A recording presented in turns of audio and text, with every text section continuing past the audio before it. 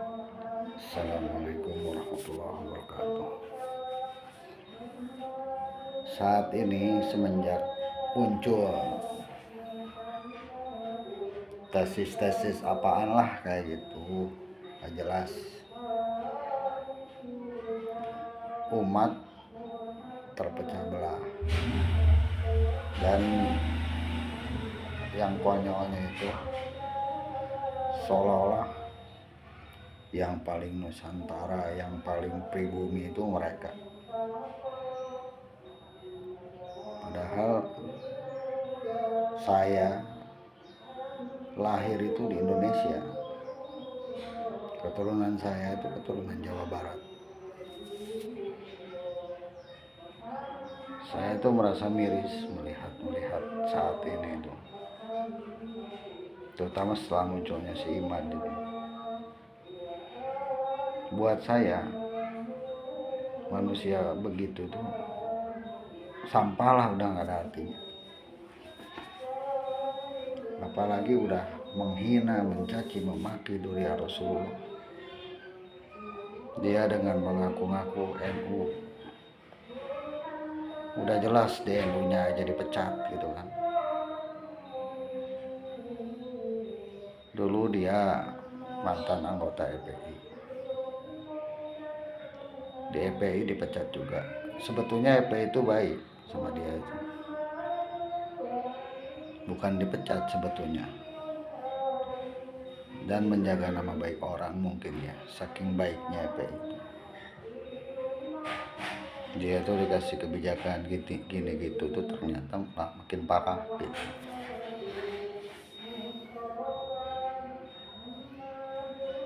Pokoknya orang yang udah tahu siapa dia itu nggak bakal percaya, nggak bakal mau ikut-ikutan orang manusia begitu.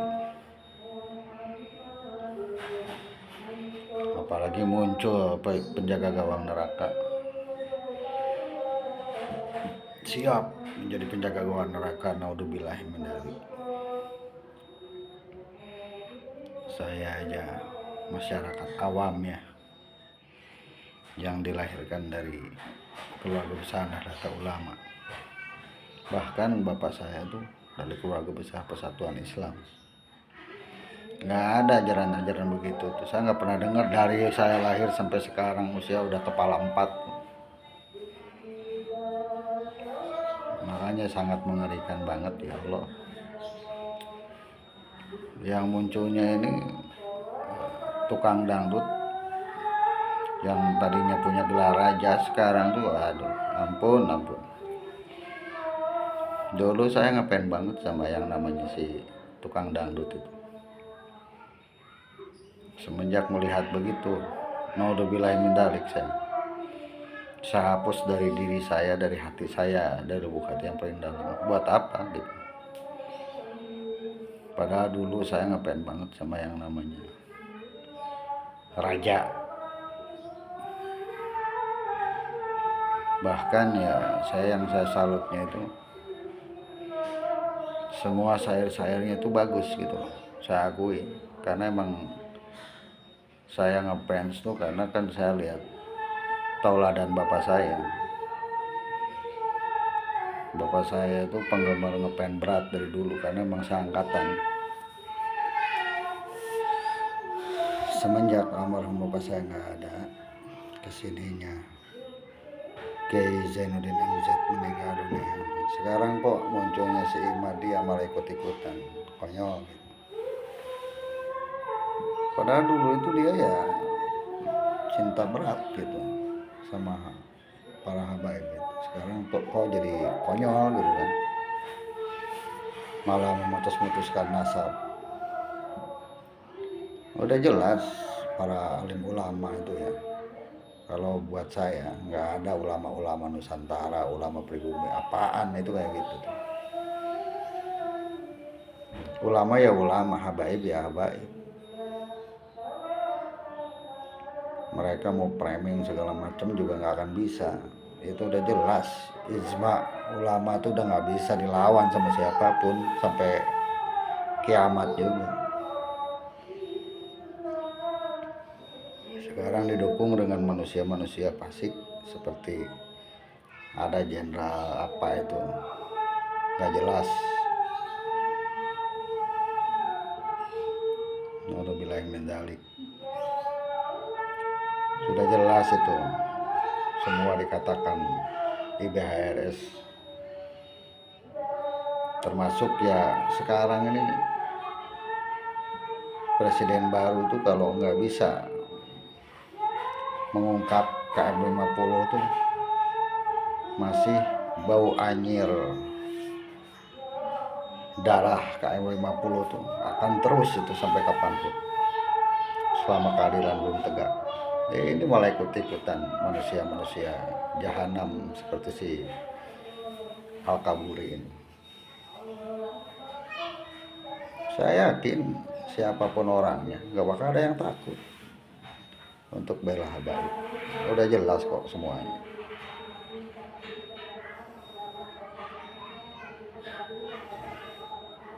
Cuma makin sini 1 tahun ke belakang ini makin parah gitu. Apalagi muncul lagi si aki-aki tukang cipok itu. Apaan tuh kayak gitu. Sampai wah bicara yang aneh-aneh yang di luar nalar gitu kan.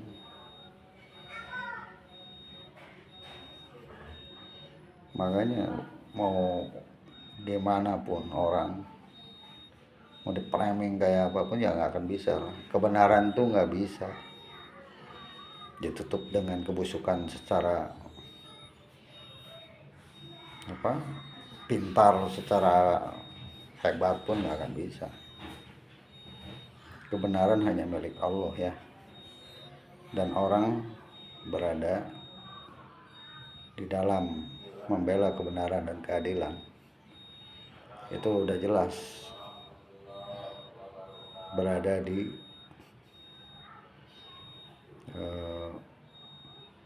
posisi kebenaran tuh insya Allah dibela oleh Allah sampai kapanpun. Oke lah, sekarang mereka lagi berbahagia, berpesta pora segala macam ya kan. Saya yakin tidak akan lama lagi hancur itu, karena udah jelas kok dari dulu tuh nggak ada membenci Habaib segala macam gitu kan. Naudzubillahi min dzalik, mengerikan banget. Semoga kita jadi manusia yang istiqomah, yang bisa taat pada habaib dan ulama. Sekarang ini bermunculan ya orang merusak NU itu dengan segala macam cara. Padahal udah jelas NU itu dari dulu tuh organisasi Islam yang hebat gitu. Setelah muncul manusia-manusia fasik kayak si Kimon tuh jadi naudzubillahi min dzalik, makin mengerikan banget.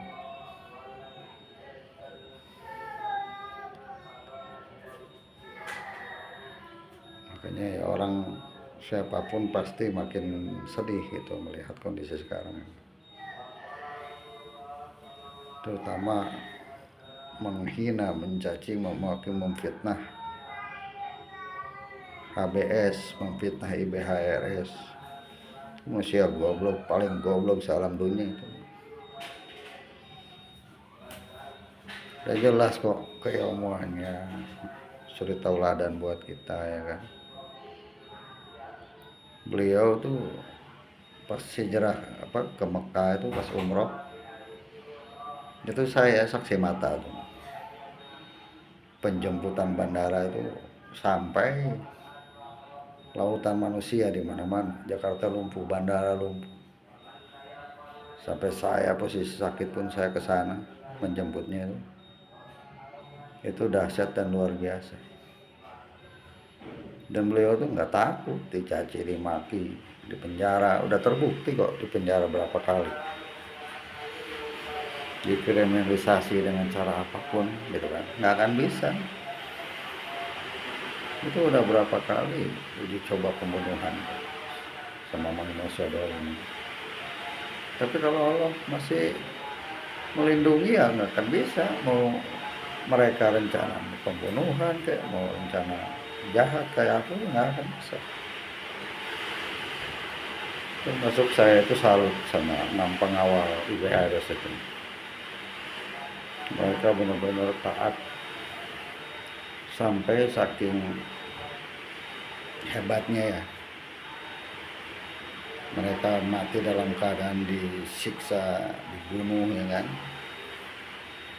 Udah gitu difitnah pula. Makanya IBRS mengatakan kan, dari jenderal sampai ke bawah itu ada 35 tuh yang terlibat. Yang waktu Haul 6 Syuhada kemarin diceritakan itu kan. Tidak akan bisa ngumpet ke lubang semut pun pasti ketahuan. Saya kan siapapun pelaku KM50 itu hati kecil nggak bisa dibohong, hidupnya nggak bakal tenang gitu. Nanti lihat aja, kalau 16 itu udah jelas kok, mereka itu dari segala macamnya udah jelas 6 syuhada. Di akhir hayatnya taat ya kan, mengawal Dzurriyyah Rasul gitu kan. Justru orang ya semua bercita-cita pengen begitu kalau orang waras, kecuali orang yang otaknya kebalik ya, udah jelas mereka itu udah dalam hati udah busuk, tinggal nunggu ini aja, dengan nunggu azab Allah aja. Manusia begitu.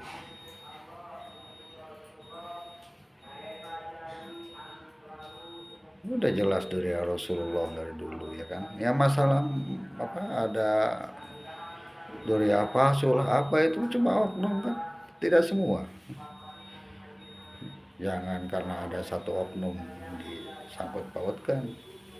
Contoh sekarang gini aja nih, kilometer 50 itu udah jelas ya, semuanya nyata, persidangan dagelan ya kan, sampai selesai.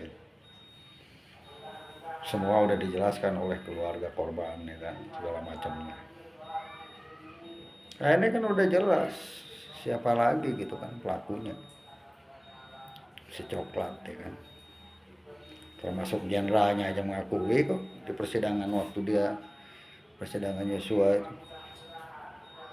Nah sekarang apalagi gitu kan, itu kan oknum aja tapi tidak semua si coklat semua dikatakan semua misalkan nggak benar, nggak bisa. Saya juga banyak teman-teman saya di si coklat itu, teman saya itu baik banget itu dia itu, malah dia itu saking taatnya selama bertugas tuh nggak pernah sampai apa korupsi lah apalah, sampai nggak punya apa-apa, sampai dia ngulihin anak aja gitu kan, dia tuh nggak punya tempat tinggal aja nggak punya gitu kan. Tapi saya salut istiqomahnya itu benar-benar gitu.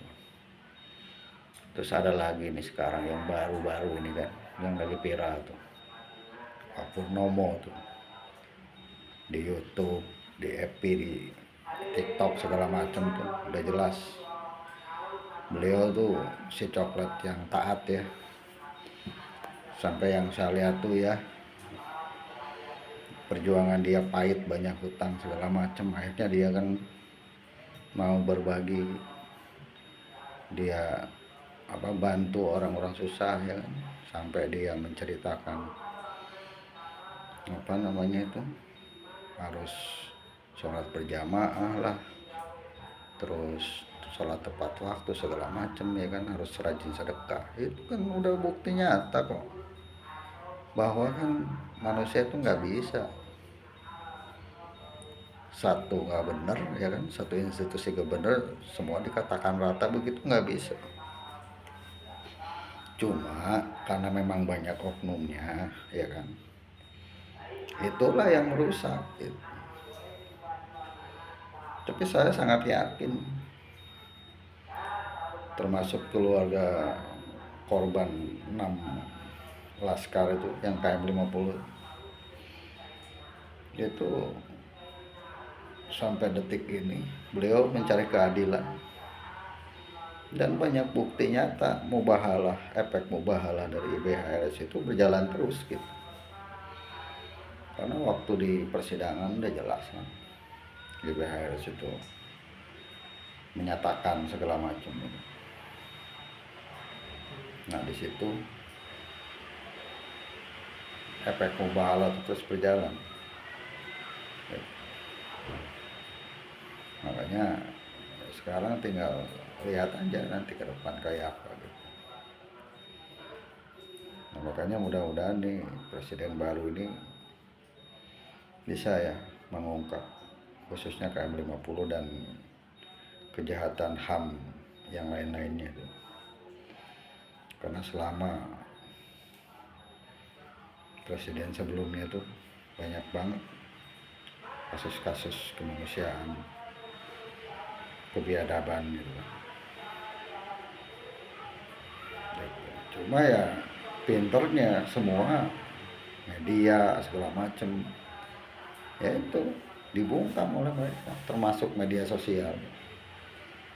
Sekarang kalau kita nih posting ulama atau habaib, apalagi yang ada sangkut pautnya dengan IBHRS, langsung dihapus sih. Mau di IG ke, mau di FB ke, mau di YouTube, kayak gitu. Saya bingung ada apa gitu. Di sini kan berarti percuma gitu. Kita mau ibarat kata apa, berbuat baik juga, baru posting sedikit alergi langsung dihapus. Nah bagaimana gitu kan, pokoknya mengerikan lah. Nah, semoga ini presiden baru ini bisa mengungkap siapa dalang faktor intelektualnya itu, mengungkap KM 50 khususnya ya, karena udah jelas ini pelanggaran HAM berat dan semua bukti IBHRS sudah pegang, bahkan ya semua pengacaranya semua udah pegang ya kan.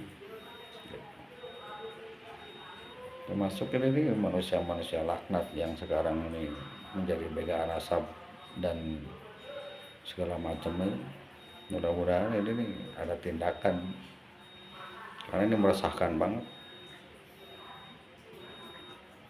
Saya hidup di negara ini dari kecil sampai sekarang usia 40 lebih itu nggak pernah dari dulu tuh ada orang membatalkan asap segala macam.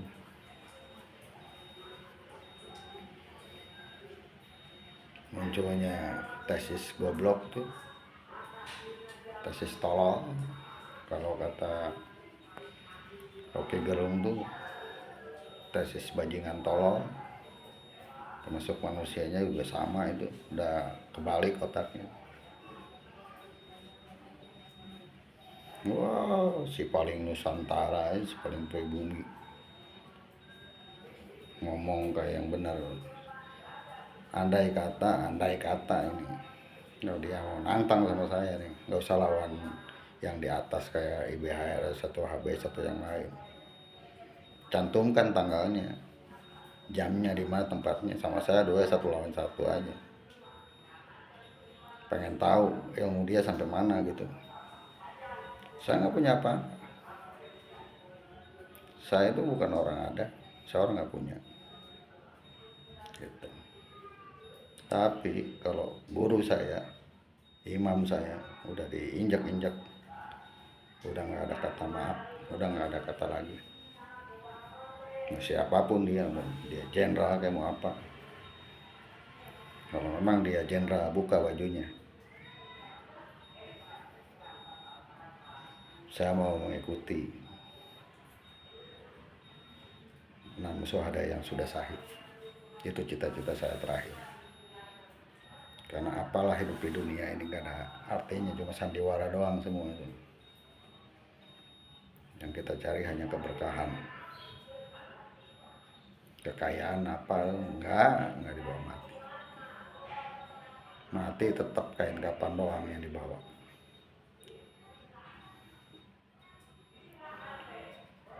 Makanya miris saya udah rasa diinjek-injek kepala saya sama manusia laknat. Adanya media sosial ini, wah makin menjadi-jadi sekarang. Kalau orang awam yang tidak tahu apa-apa, apalagi dia nggak pernah ngaji, dia pondasi agamanya lemah, dia pasti ikut-ikutan. Setinggi aja kayak si Raja Fitnah sekarang ikut-ikutan. Banyak yang ngaku kiai ya kan, termasuk tokoh besar ya kan, ya ikut-ikutan. Kan apaan itu? Udah jelas tanda tanya. Siapapun orang yang ikut si Kimon itu udah jelas, itu ada masalah dalam hatinya, udah ada masalah dalam pikirannya, udah ada masalah dalam segala macamnya. Itu udah kebalik, udah masuk di akal sehat gitu. Kalau orang waras masih mikir, nggak mau, udah kata apalagi menghina segala macam. Hidup mau berkah gimana? Orang ini nasab sendiri aja nggak jelas, ngapain ngurusin nasab orang? Sekarang banyak bermunculan kalau mau dikorek gitu, yang ngaku-ngaku ulama tapi ternyata nasab-nasabnya nggak jelas, banyak. Ya ini yang muda-muda begini nih, yang konyol gitu, yang makin memperhatinkan ini. Lama-lama juga kemakan dirinya sendiri, manusia-manusia bego begitu. Karena mereka itu apa yang mereka framing, apa yang mereka katakan,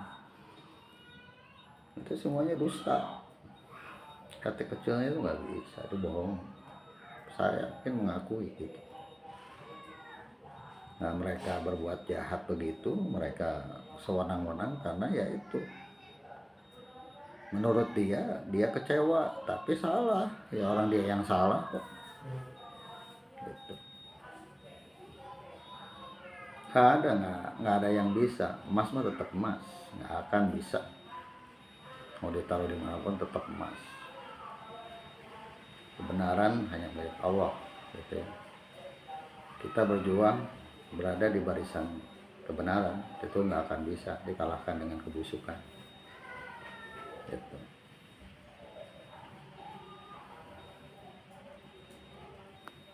Sekian dari saya, ini cuma sekedar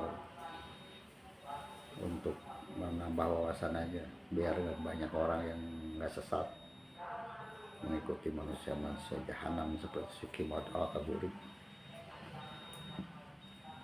Karena miris kalau melihat zaman makin sini makin parah. Assalamualaikum warahmatullahi wabarakatuh.